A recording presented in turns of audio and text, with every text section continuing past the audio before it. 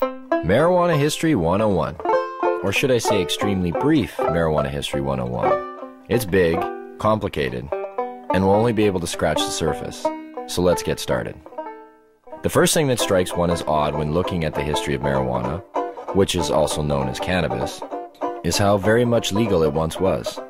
In fact, it wasn't only legal, it just happened to be one of the largest agricultural crops in the world, including the United States.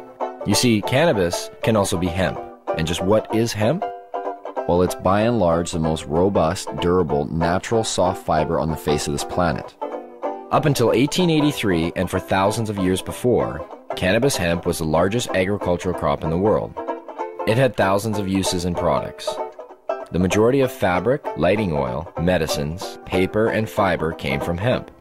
The first marijuana law to exist in the United States was a law ordering farmers to grow hemp.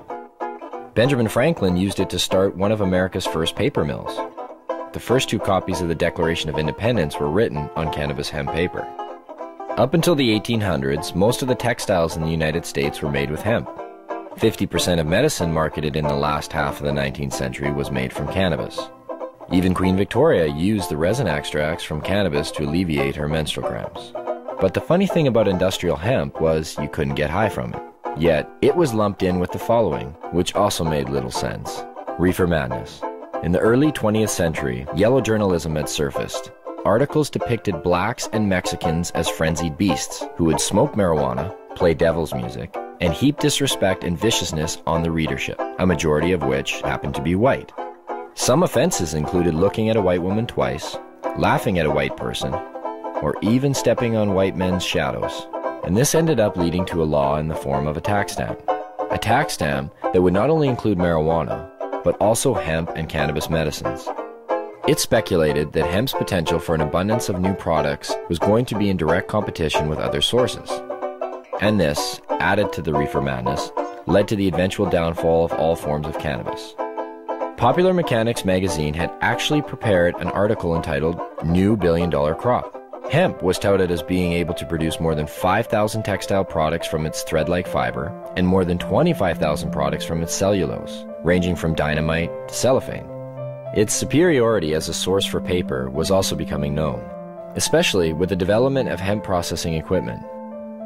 Now, the new Marijuana Tax Act was all fine and dandy, except for one thing. If you wanted to grow hemp, you needed to buy a stamp, but they weren't giving any out to anybody.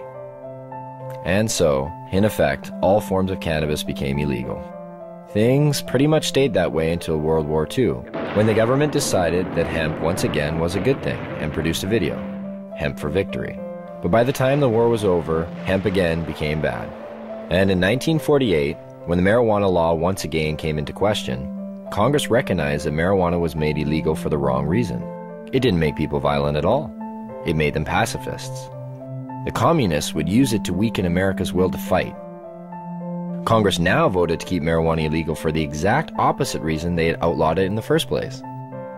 And all through the years, report after report, commissioned by everybody, from the mayor of New York to the president of the United States, has come back with the view that marijuana should have no criminal penalty attached to it. Yet, marijuana remains as illegal today as it did nearly 70 years ago.